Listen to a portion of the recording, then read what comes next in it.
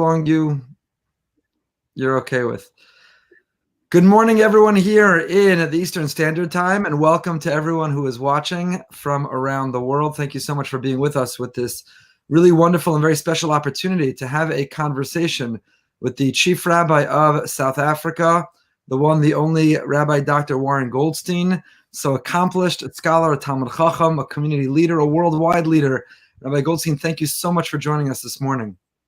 Thank you, Rabbi Goldberg. It's so wonderful to be with you. I'm an avid reader of your weekly Parsha column, which I really enjoy. And so it's so nice to meet you and see you face to face. And it's a real honor to be able to speak to you today. Thank you. It's our honor. I want to acknowledge and thank the Brody family who have sponsored our conversation in commemoration of the 18th yahrzeit of Arnold Brody, who was from South Africa before they moved to America, Elizabeth, New Jersey, and ultimately here in South Florida. Rabbi Brody, one of the rabbis on our team, we thank them for that generosity and that sponsorship. Now, I know those who are listening, those who are watching, obviously know you. It's impossible to be part of the Jewish world and not know you and your creativity, your ingenuity, your leadership. But just very briefly, the first chief rabbi of South Africa, actually born in South Africa, youngest person ever to be appointed to that position at the young age of 32. You studied in Yeshiva Gadol of Johannesburg, also have Dayanas Eretz Chemda in Yerushalayim, have earned not only a college degree, but a PhD in comparing Western and Jewish law on issues of ethics and morality, and of course have published many, many more works beyond that. So, Rabbi Goldstein, I don't know how you have time to do it all and get it all done. It's really extraordinary. But before we get into our conversation, I thought we should take a moment, as Klal Yisrael, the Jewish world, lost two very, very different types of leaders, but really have so much more in common than that which divides them. The Jewish world lost Rav David Feinstein, Zecher Tzaddik V'Kodesh Livracha, and yesterday Shabbos ended here in America for us to find out we had lost Chief Rabbi Lord Jonathan Sachs, Zecher Tzaddik V'Kodesh Livracha. Do you have any reflections, any thoughts on both of them, on a relationship in your capacity as Chief Rabbi or in any private capacity? Yes, I think I'm so glad that we're starting there, because really, for me, the sense of the Jewish world, we depend on our Rabbonim, on our leaders, to give us direction in Hashem's Torah, and to lose great Talmidei Chachamim and to lose great Torah leaders is something which is devastating. And I think that in South Africa, as Shabbos came out, I heard about both together, because it was already Shabbos in South Africa, when the news of Rav David Feinstein, Zecher Tzaddik Livracha, was came out, and I think that Rav David Feinstein, as a Poisek Hador and one of the Gdoile HaPoiskim of our generation, gave direction for halacha and how to express the will of Hashem in our lives. And without our poskim, we're nothing. And I was just before I came on here, I've been watching the Levaya, the live stream of the Levaya. And one thing that came out so powerfully, which I experienced in a very small way, I met him once and asked a shaila to him, but I could just see the chesed, the empathy, the compassion, the love. And that's what everyone was talking about in the Hespedim, was his tremendous love and compassion for people. And halacha, it's such a powerful thing. The Torah, when the Gemara, as you know, refers to the Torah, calls it Rahmana, the merciful one. It's, in other words, the expression of Torah is Rahmanas. It's compassion. It's the will of Hashem. Hashem is called Rahmana, the merciful one, and Mahurachum Mafatarachum. So there's a sense that halacha expresses the will of Hashem, but expresses the will of Hashem with love and compassion. And Rav David Feinstein was a Poisek Hador that loved the door and loved people and had time and chesed for everybody. Chief Rabbi Lord Jonathan Sachs was a personal friend of mine, and I was so grateful to him for his kindness to me. As you know, my appointment as Chief Rabbi was announced just about 17 years ago, and he was the very first person to call and to offer me chizuk on my appointment, and then to offer me advice and mentorship as I was starting so young and trying to find my feet. And he was there for me, and that was the amazing thing, that he was a person of tremendous eloquence and could show the depth and the greatness of Torah in the most powerful, magnificent, inspiring way. And he was a person who loved people. And to me, that also is what links these two giants that Klaus have lost. One was a great poetic and a tremendous poetic in halacha, but was filled with love and compassion. And Rabbi Lord Jonathan Sachs was a tremendous explainer and teacher and ambassador for Torah Judaism, but also with this tremendous love and compassion and empathy. And I think that is so important, is that, greatness of the intellect is only one step of the way. From a Torah hashkafa, the greatness of intellect has to be matched by greatness of midas and compassion and kindness. And that's when the Torah, when a person moves from the cerebral integration of Torah into an integration of personality, that is something which is absolutely awe-inspiring. And so it's an honor to be able to have a few minutes just to pay tribute to both of them. Although indeed we could spend the entire time set aside for today on each one, and we would have hardly scratched the surface. So, but thank you for that opportunity. Absolutely, and it was so well said. I don't know how to add. First of all, you're in a position to reflect. You are the co-author with Rabbi Beryl Wein, the legacy teachings for life from the great Lithuanian rabbis, and I happen to have loved that book. It's just one of your works, but I love that book very much. It was personally inspiring to me as a rabbi, and to learn from them. And I think one of the things that emerges from there, and as you just said, a common theme for both Rav David Feinstein and Lord Jonathan Sachs is as brilliant and as genius as they were, and some of that they were gifted from birth.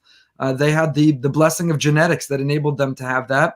Was not only how hard they worked in order to actualize that potential gift intellectually, but as you described so eloquently, maybe their genius was surpassed by their humility and by their love and by their kindness.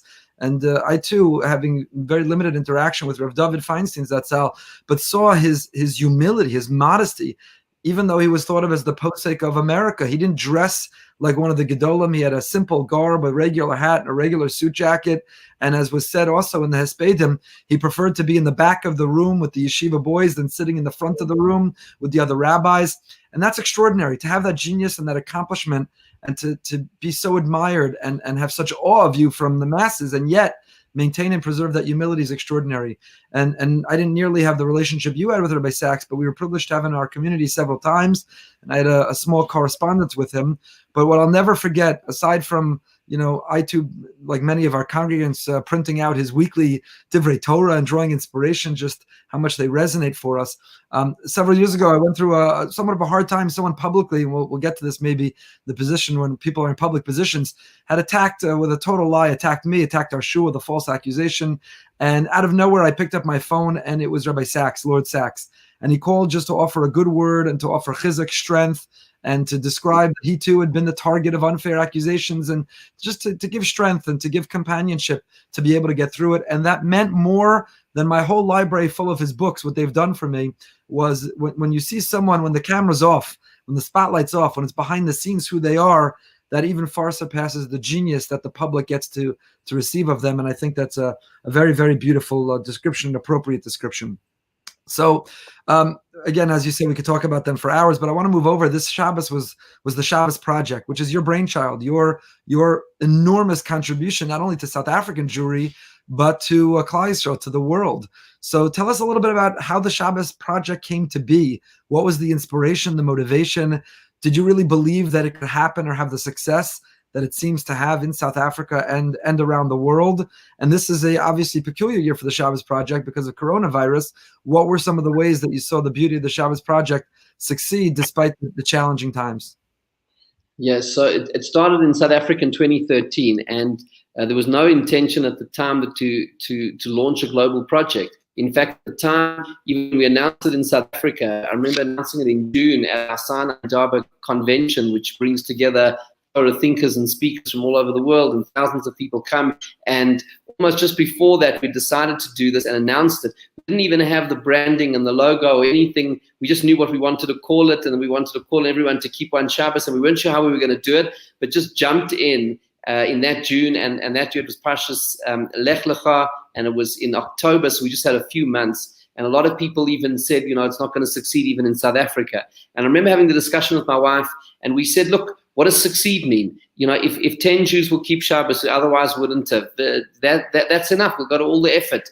And we were like very satisfied and happy to set that as the objective.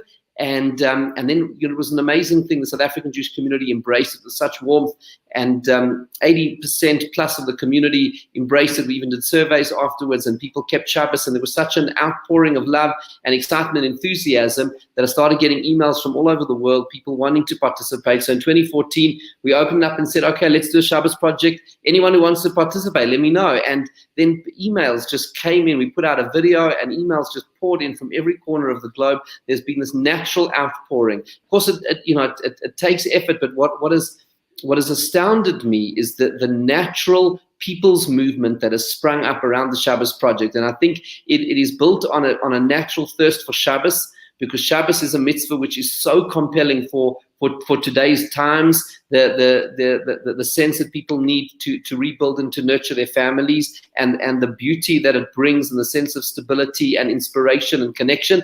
And then also people thirsting for Jewish unity, a desperate need for Jewish unity, the sense of we're so fragmented, and we only seem to come together when there's a crisis or there's something terrible happening. And the idea of choosing Jewish unity, not because it's forced on us by our enemies or some sort of external crisis, but because we respect one another as Jews and move beyond the labels, and to embrace the concept of Klal Yisrael as an identity which defines our very essence. I think that's also deep down, people want that so badly. And the other element of it is that, and it's something that I've believed in over these years, and that is it's a people's movement.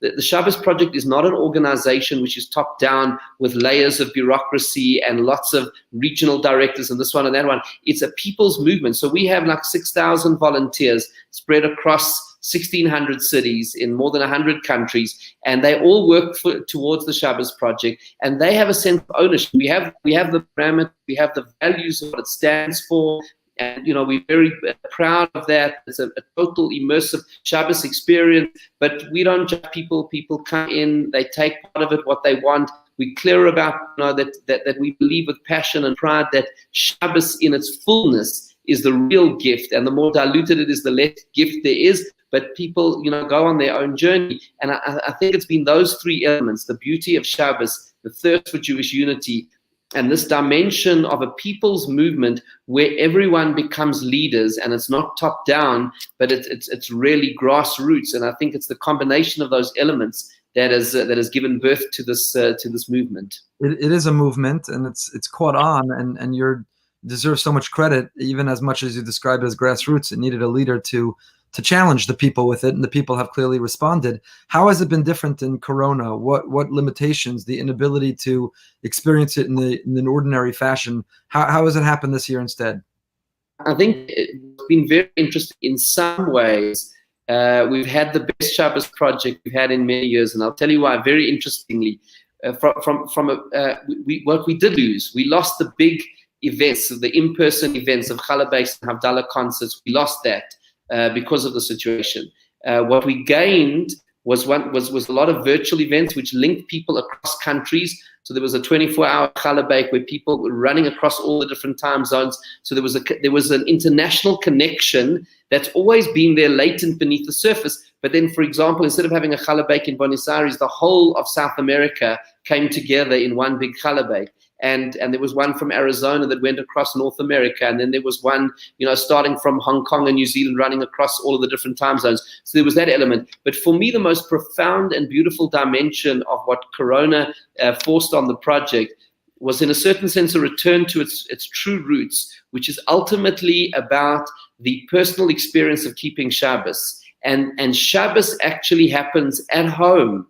And you see, all of these big unity events are important. They're about Jewish unity. They're about the inspiration. But ultimately, Shabbos doesn't happen at a Challah Beis. Shabbos happens in our homes. And the Jewish home, at the heart of the Jewish home is Shabbos, and the Jewish home is at the heart of Shabbos. So we created a lot of materials and guided people on. We made the campaign theme, Bring It Home, a real sense of saying, let's keep a full Shabbos at home and have a completely immersive experience with families. And that's part of what we're seeing now going forward is a bit of a journey to help people to deepen and extend their Shabbos experience and their growth in their Shabbos learning going forward, so that it's not just this one-off experience, although the beauty of the one-off experience is that people can taste it for themselves, see it. And I would also say this, even for people who are Shomer Shabbos, in general during the year. It's not a binary experience, Shmiras Shabbos. Firstly, there's depth in terms of learning halacha, which the Chofetz Chaim writes about in his Hakdama to Chelek Gimel of Mishnah Brura. But it also it's about truly appreciating is the gift of Shabbos, and understanding that Shabbos is a declaration of the fact that Hashem is the creator of this world, and it's going back to the roots of the holiness and the sanctity of Shabbos, which even people who generally keep Shabbos during the year, it's an opportunity to refresh and to renew that. So I love that perspective. Basically, it's the attitude that within every crisis is an opportunity. And even though there have been challenges to the Shabbos Project this year, it's forced the project to adapt in ways which maybe are even new or better, or parts of it you might keep, to not only have the public, but to continue to promote the in-the-home Shabbos experience. So every crisis or challenge presents an opportunity, and it sounds like you and the Shabbos Project have embraced that. I want to ask a question about the Shabbos Project that's always I've been curious about, not in a challenging way, but being on the other side here in America from the South Africa. And I want to ask the question by way of talking about your background, if it's okay, and your background as a microcosm maybe for the South African Jewry and what's happening in South Africa. I think there's 70,000 Jews approximately in South Africa. It's now about close to around 60,000 or so. 60,000. So, in my experience, and our Shul Boker Ton Synagogue was founded by a group of South African Jews who were not personally observant, but who identified with traditional approach to Judaism, with Orthodox Judaism.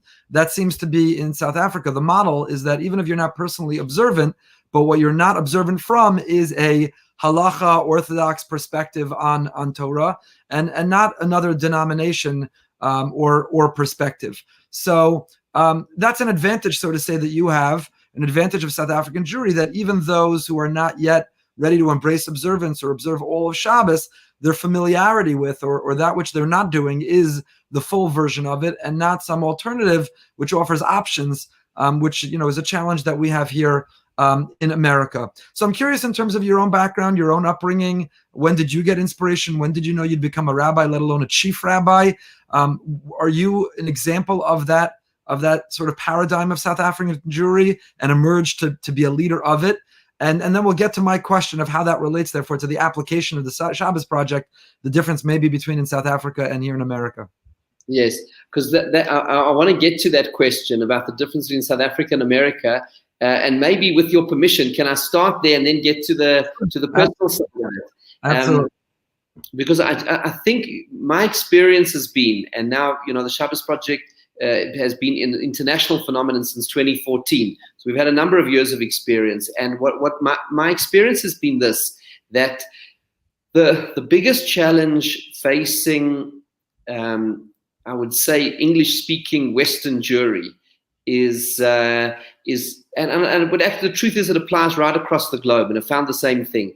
The issue is this: do people view Judaism as something relevant, compelling, deep, intelligent, meaningful, sophisticated, adding depth to their lives? That to me is the simple question. If the answer to that question is yes, then my experience has been, and obviously I'm saying this, far away in the southern tip of Africa. So, I will certainly defer to the on the ground experiences that you and others have had. But my experience has been that if you provide a perspective and a picture of Judaism which is relevant, compelling, sophisticated, meaningful, all of that, people want it. They don't mind the labels. They're not interested in the labels. In fact. I'm seeing a trend in the world which, in a certain sense, is post-denominational, because it's really saying, give me something, tell me what it is, what brand it is. Just tell me, I want to know if it's relevant and compelling and will add meaning and beauty to my life, I'm in. If it won't, well, I'm switching off, not because I've rejected it for ideological reasons, but because I've too much to do in my life. I'm not getting engaged with anything that doesn't feel relevant and compelling. And so what we found paradoxically in Shabbos is this: it is the total immersive experience of Shabbos with all of the halachas that actually is the most compelling offering from the perspective of people's lives. Because if it's not the total immersive experience, then what are you offering people? A dinner? Okay, they can get a dinner anywhere. Why should they come to your dinner if they can get a dinner somewhere else? So, you're offering them a nice ritual here or there, but people can find their own rituals. But Shabbos as an experience, Shabbat is an experience which is a totally immersive experience where you switch off cell phones, put away car keys, put away the screens, is radical. It's a radical disruption of modern life, but that's actually what makes it interesting. But I guess my question, just to interrupt you for a moment, I guess my question, and this is the challenge here on our side, is can you create the experience of the disruption, which is not all or nothing? Can the disruption just be for Friday night, even if one is not prepared to embrace it for the 24, 25 hours of all Shabbos? And the reason I asked that question in the background, the backdrop, and again, I defer to you, your expertise and your personal experience, is my impression of many South Africans is that they'll say, my parents were Shomer Shabbat. My grandparents were Shomer Shabbat. We used to visit them and I would keep Shabbat then. So now when the chief rabbi has challenged me to do that for 24 hours once a year in my life, I'm prepared to do it. Whereas here, we tell somebody to imagine doing that for 1 hour. They have no familiarity, no experience. And of course, there are many who do remember their grandparents kept kosher in the home. But the notion of a fully embracive or immersive Shabbos experience is so foreign and so bizarre and so out of the realm of their experience, they don't relate to it. And if we did it in bite-sized chunks, said just Friday night, immerse yourself in Friday night, don't touch technology until you wake up, then we might be more successful rather than a tafasta meruba. If we try to bite off too much, maybe we won't succeed. But what I think is a crucial paradigm shift that has to take place is, I don't believe that when I say we, it means educators or people coming, we should not be making decisions for other people. Meaning, and this is the key, it's all in the vocabulary. The vocabulary is, and the brand and the atmosphere of the Shabbos Project is, this is amazing. It's fun. A lot of the things that we do are quite cheeky and fun and a little bit irreverent. And then we're saying, look, here it is. This is what a 25-hour experience looks like. And then we say to everyone, make your decision. We don't want to make it for you by saying, you know what, don't worry about that part of it, just worry about this. We just put it out there. People naturally, it's a free world, so people will naturally take this piece or that piece. And we've had stories of people who just decided to come to the Challah, not even start with Shabbos. Never mind, let's go to Challah. And then that journey of the Challah was so inspirational that they then decided to try out Shabbos. And then a person who takes a piece of it, and then it links. So what the way that our approach is, non-judgmental, open source, empowerment. Here's the knowledge. Here's the information. Here's why we think it's so wonderful. Make your decisions. We're not. What I feel is an important thing is, we as the Shabbos Project, we don't come to persuade people to keep Shabbos. Persuasion sets up a power dynamic. I'm persuading you, so then we're in a power struggle. Will I persuade you? Won't I persuade you? What it really is saying is Shabbos belongs to every Jew. Like, why, it belongs, and this is also the crucial thing. It's not that Shabbos belongs to religious Jews and that out of the goodness of our heart, we're going to share it with other Jews. No, Shabbos belongs to every Jew. It doesn't matter who you are, where you come from. It's yours. And here it is, and it's the most amazing thing. And so funnily enough, in the early stages of the project, who actually guided me on this was Professor Dan Ariely. He's one of the top behavioral psychologists in the world, professor at Duke University. He's a secular Israeli, self-described, who moved to America. He's a very close friend of mine, and he's been advising me on the Shabbos Project and other things right from the very beginning. And you know what he said to me at the very beginning, as we were even just formulating it? He said, don't dilute this. The power is in the totality of this thing. Give people, empower people, let them taste an experience of it, which is not diluted, and put that on the table.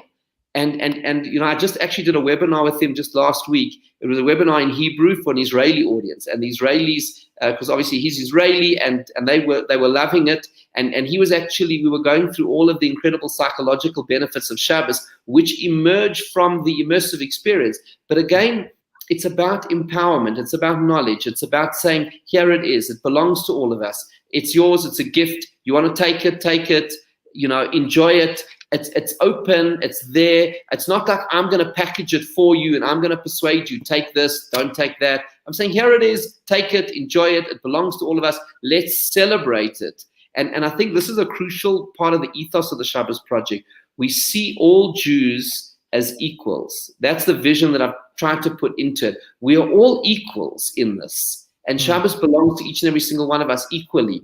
And it's not like one group of Jews coming to persuade another group of Jews. It's rather saying we have this incredible heritage, this incredible mitzvah that Hashem gave us. Here it is. Let's celebrate it and just enjoy it. It's the most incredible gift in the world. Don't you want something of it? Let's what I'm hearing you say is that we don't need to be apologetic or water it down.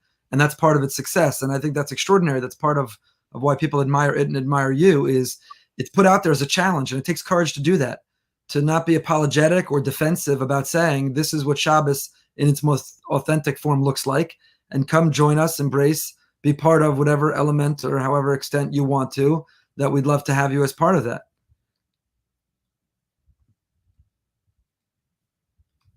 Have I lost you? Did you lose me?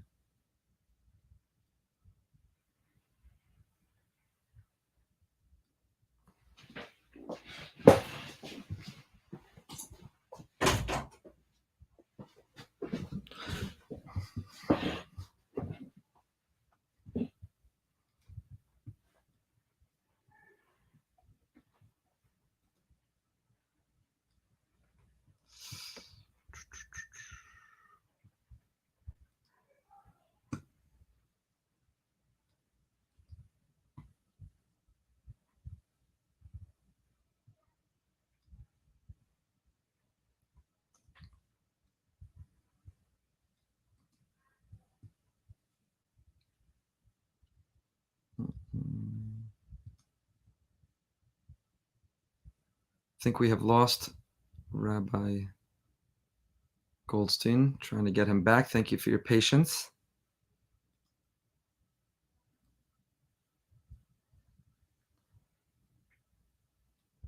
I don't know if the challenge is on my side or his side with the internet. Let's see.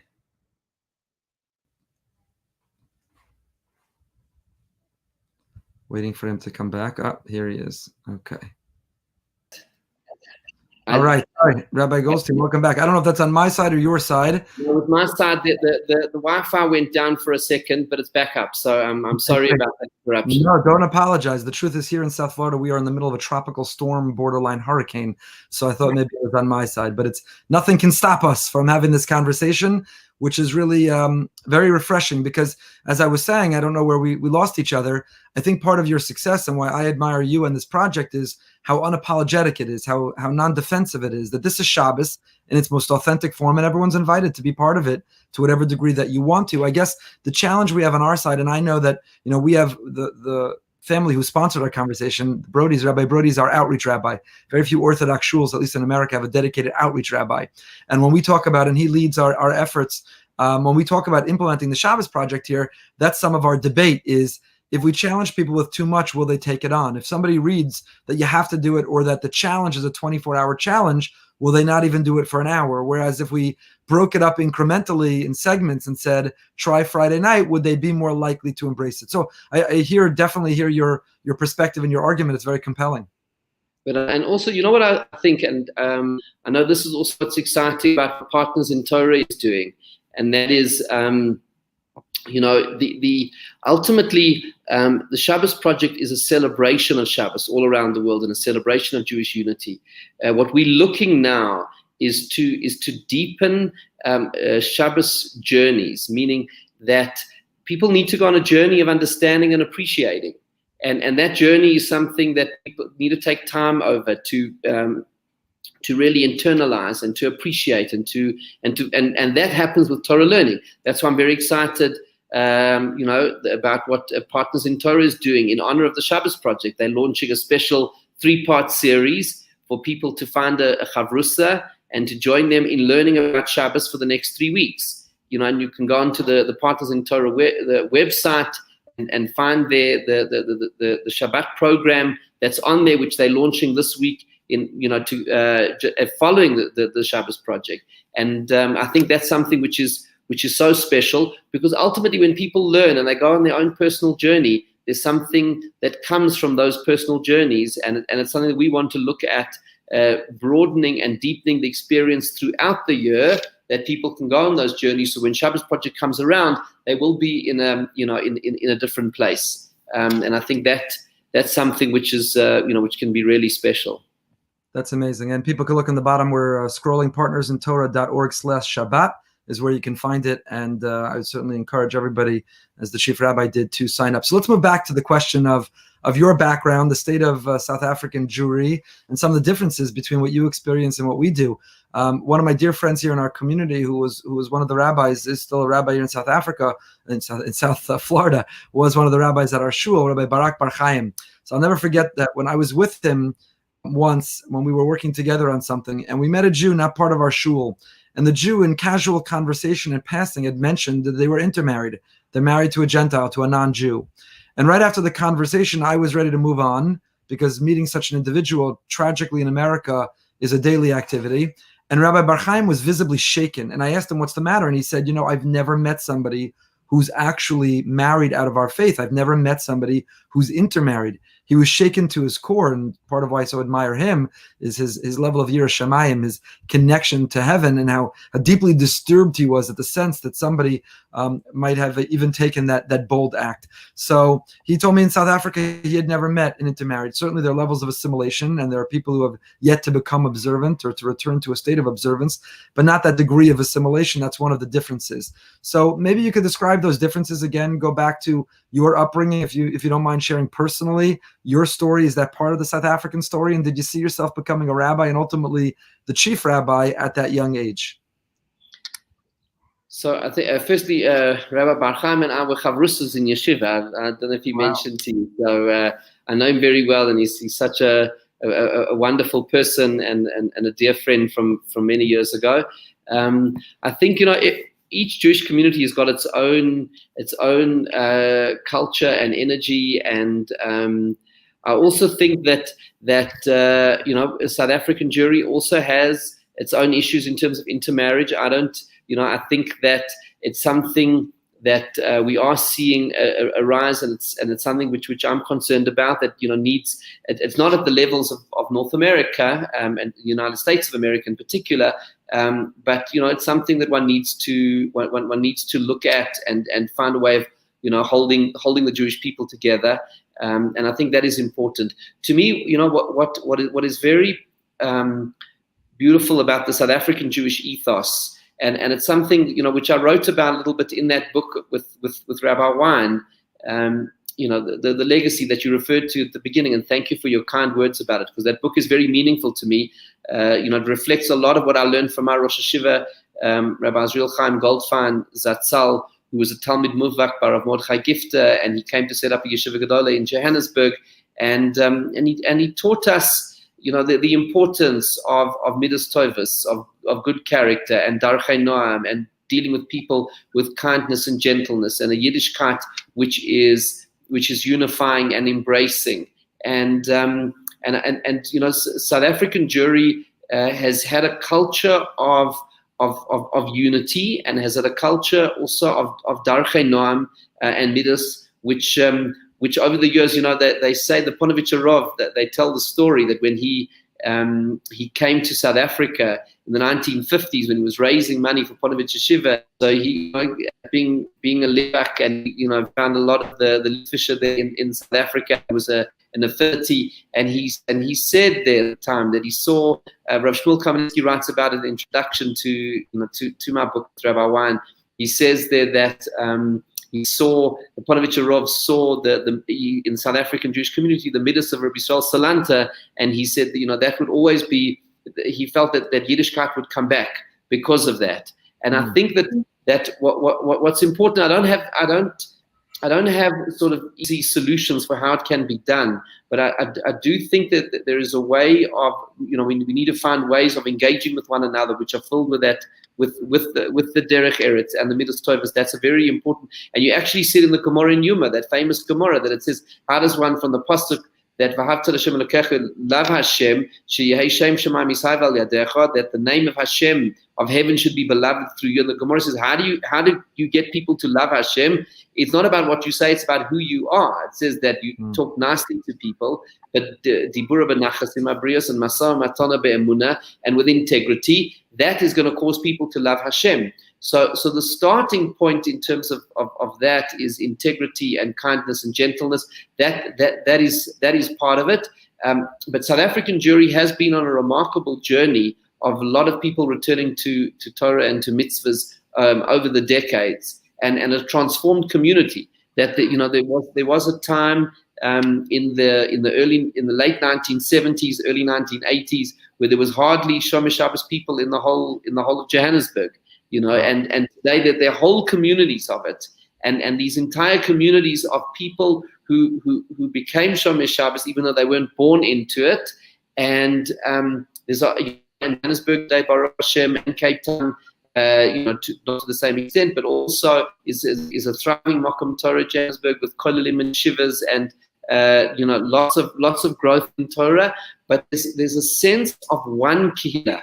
Like, for example, my work as chief rabbi is very much dealing with all the different parts of the community, from those who are most intensely involved in Torah and mitzvahs and learning and everything, to those who are right on the extremes and perhaps are even unaffiliated.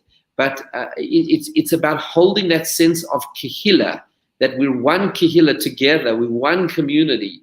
And we may have different levels of observance, but we are one community, and it's also part of what I've tried to do also is to ensure that the Torah which I deal with is engaging with issues in society, because I believe Torah has a broad mission for society. So, for example, when we had a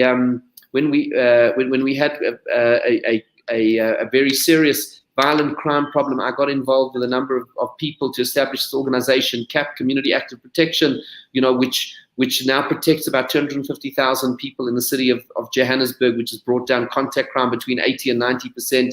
I was involved with the Minister of Education in drafting a Bill of Responsibilities, which is taking the Bill of Rights and turning each right into responsibility, which is part of the curriculum. So I believe that Torah has a message for society as a whole.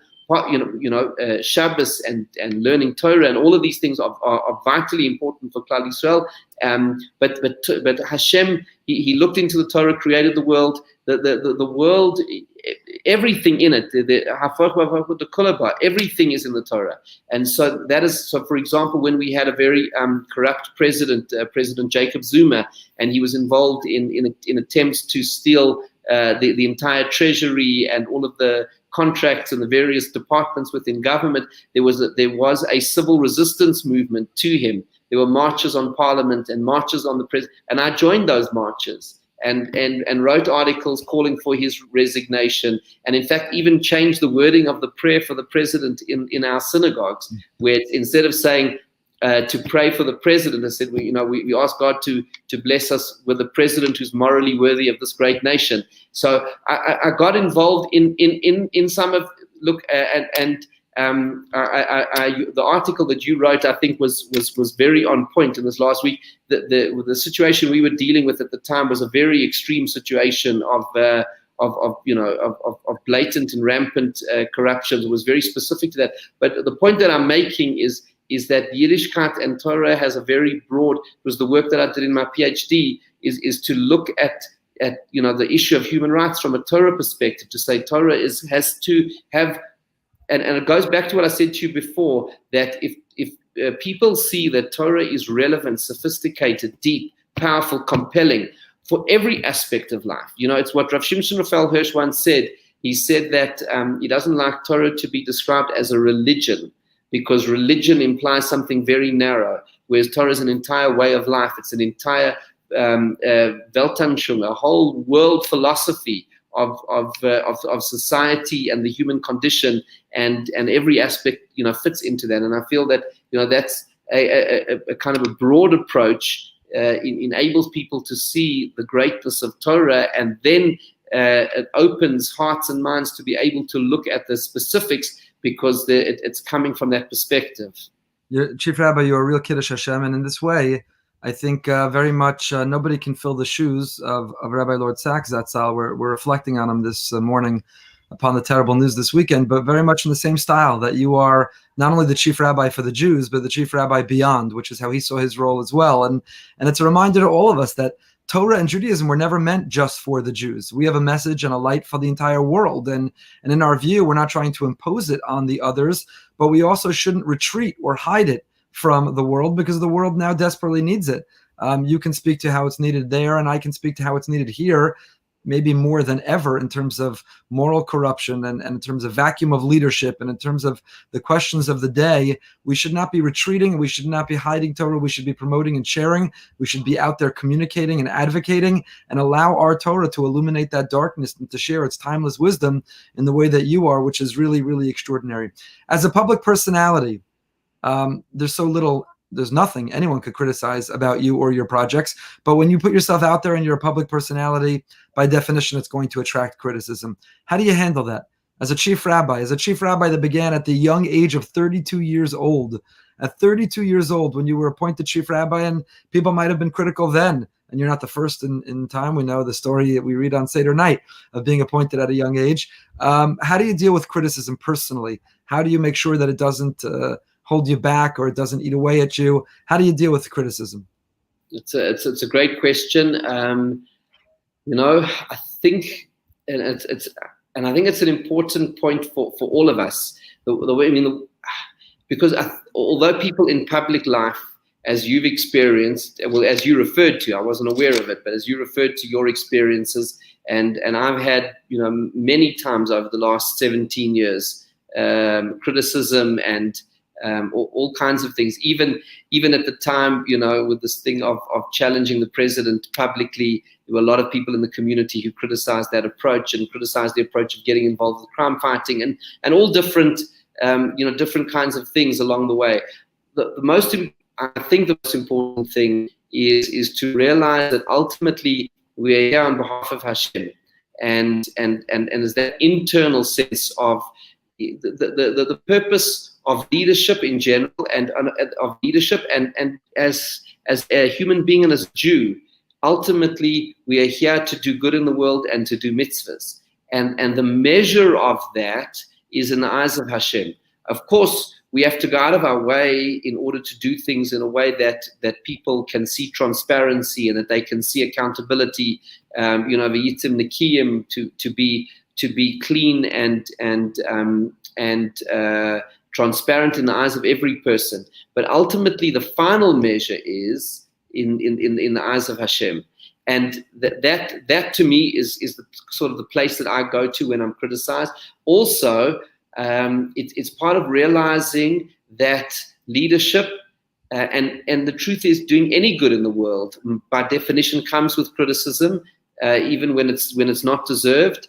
And there's so many examples with Moshe Rabbeinu, like that famous midrash where when he left late, they criticized him. They said he's sleeping too late and he's not working hard enough, and he left his tent early. Then they said he's having problems at home, so that's why his wife threw him out the tent early. So whatever he did, he was getting criticized. And then the final thing is this: sometimes it's important to listen to that criticism, because there can be something in it. Sometimes it may even be nasty and not constructive, and very often it can be. Sometimes there's something in it to hear and to listen. Sometimes it's pure nastiness, and then actually one's better off not listening to it at all, because it's got nothing constructive. But sometimes there is constructive criticism, and I think what the key is to find objective advisors who will tell you the truth, because it's so easy to surround oneself. People don't want to tell you, And so what I've tried to do over the years is to find really smart people to be around me, people who feel comfortable to tell me when I am making mistakes. Because when it's coming from people who are just seeking to destroy, you can't hear that, because there's no bona fides in their motives. But when good people are, then there's something, and we can all make mistakes, And I think part of leadership is the humility to know that we can make mistakes, and we need to, but have people around us, and that's the definition of a chaver. Kneh lecha chaver, acquire for yourself a friend. In Pirkei Avos, Rabbeinu Yonah there says, a friend to do mitzvahs with, a friend to learn Torah with, and a friend to hear the criticism and to get advice. That we are too close to ourselves, so we need to find the people who can guide us and direct us and keep us on the straight and narrow. That's a great perspective. We're winding down on time. I just want to ask, if it's okay, 2 more questions. One is, Rabbi Goldstein, it seems like everything that you've touched turns to gold. You're an accomplished author, accomplished speaker. You have advanced secular degrees, advanced smicha and dayanas. These projects you've begun have had extraordinary success. Is there something that you tried which was a failure?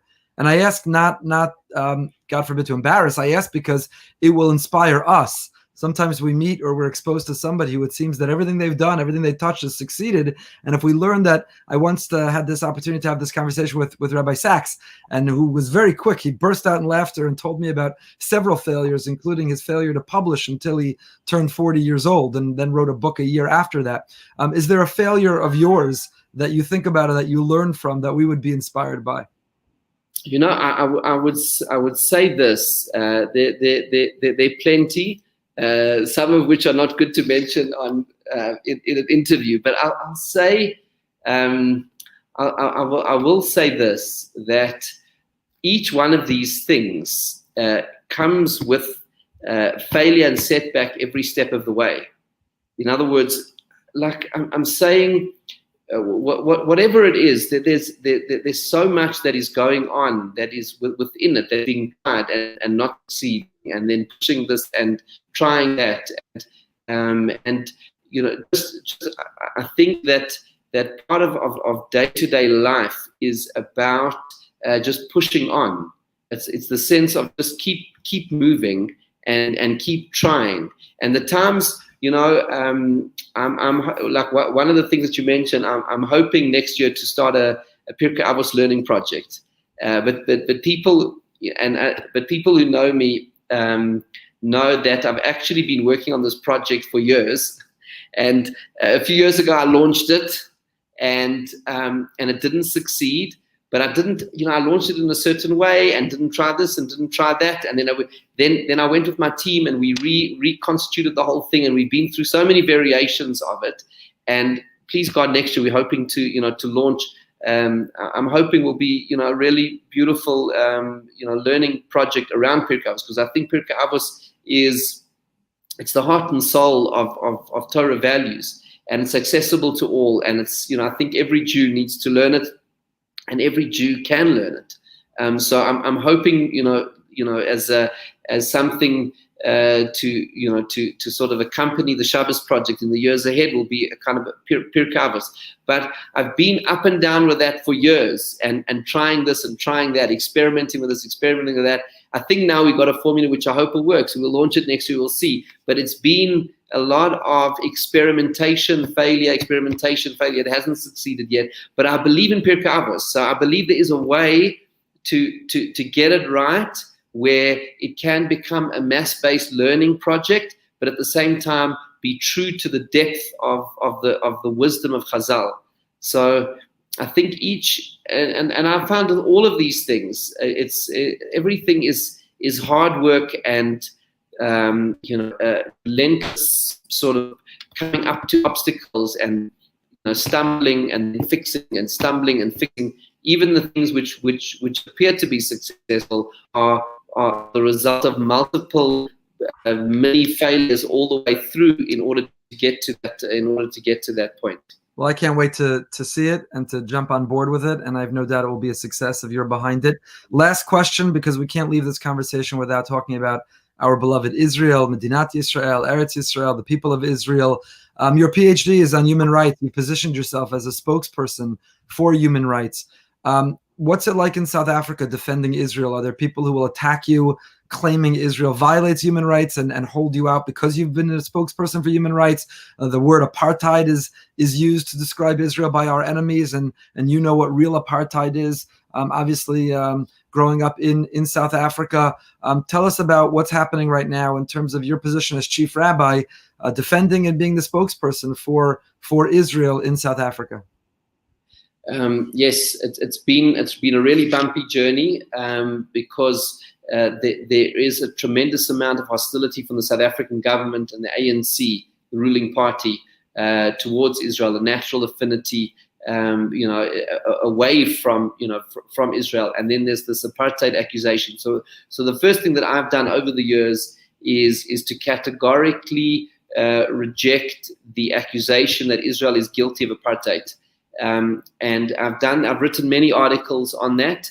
If people are interested, they can get it on my website, chiefrabbi.co.za. I've set up the arguments why it's not apartheid, because one has to say what was apartheid, what is Israel, and explain it. And the arguments are I believe compelling. And I believe as the Jewish people we have to reject that accusation, because it is a defamation of the Jewish state, and it's an insult to the victims of the real apartheid. If everything is apartheid, nothing is apartheid. So it's something which I have fought for many years in the context of South Africa, and I've come to blows with many people in the media, not physical blows, but media blows, with cabinet ministers, with senior ANC officials, with judges of the Constitutional Court. Because recently I I participated in a webinar with the Chief Justice of South Africa, Chief Justice Mogoeng, with Kathy, the editor of the Jerusalem Post, hosting and moderating a discussion between us. And the Chief Justice Mogoeng came out in support of Israel. And there was a tremendous, backlash in South Africa. And I traded blows with some of the retired Constitutional Court judges. And the line of attack, and this is why it is so vicious, and the line of attack is, it's not that I disagree with you. They don't say that. They say for you to defend Israel makes you a fascist, racist, and they deny the very legitimacy of it. And that's what I've been fighting for, to say, listen, you may have a different perspective on the Israeli-Palestinian conflict. I disagree with it passionately, but I respect your right to disagree with me on it. But you have to grant me the right to be able to articulate a defense of Israel without being cast as a racist. And I think that to me is so important. We have to fight for the justice of the cause of the state of Israel, not just because of ethnic solidarity, but because it's the right thing. And Israel is this incredible beacon of democracy and freedom in the Middle East. And it is, properly told, and it would be the subject of a whole long of its own conversation. But a lot of the work that I've been involved in over the years has been in order to put out that case. And again, it's a certain sense one can't be apologetic about this. One has to go into that arena fearless and say, this is the truth, because we're standing up for Kiddush Hashem. It's about defending the sanctity of Hashem's name. Because if people defame the Jewish state as guilty of the worst human rights violations, that is a stain on our reputation as Jews. So and if we are silent, then we're saying that accusation is true. So we have to from the rooftops to defend the state of Israel, and I think that is so important in South Africa, but also in the United States. There are voices, in Congress. And who have in recent years become more and more militant in their approach against Israel. And it's so important to enter into that debate, but to enter into the debate rationally, intellectually, with all of the arguments, and to keep the debate dignified but firm and strong, and not to give an inch. We cannot give an inch. If someone accuses Israel of something terrible, we have to rise to the defense, because otherwise it stays on the record, and that besmirches the reputation of Klal Yisrael, and that besmirches the reputation of HaKadosh Baruch Hu in this world. So we have to be there on the front lines, but intellectual, rational, arguing the case, and unrelenting in our defense of Israel. Chief Rabbi Dr. Goldstein, I can't thank you enough for being with us today. But much more significantly, I can't thank you enough for fighting for the Jewish people, fighting for Torah, fighting for Israel. and for being a Kiddush Hashem. What you've accomplished is extraordinary, and we know there's so much more to come. People can join partnersintorah.org/Shabbat, or they can find more of your writings, chiefrabbi.co.za. Thank you for being with us today. Thank you for the gift of the Shabbat Project. Thank you for the gift that is you and all that you are doing. And we could talk for hours and hours, but please God, it's a conversation that will be continued as we go forward. Thank you so much. Thank you, Rabbi Goldberg. It's been an honor to talk to you, and I look forward to your Parsha articles each week. So we'll see what you have in store next week. Thank you. Thank you. A special thank you to the Brody family for sponsoring in memory of the 18th Yahrzeit of Arnold Brody. Arnold was a very special man, a humble and modest man, but a leader in his family and beyond. So thank you very much for that. And wishing everyone stay happy, stay healthy, stay holy. Have a wonderful day.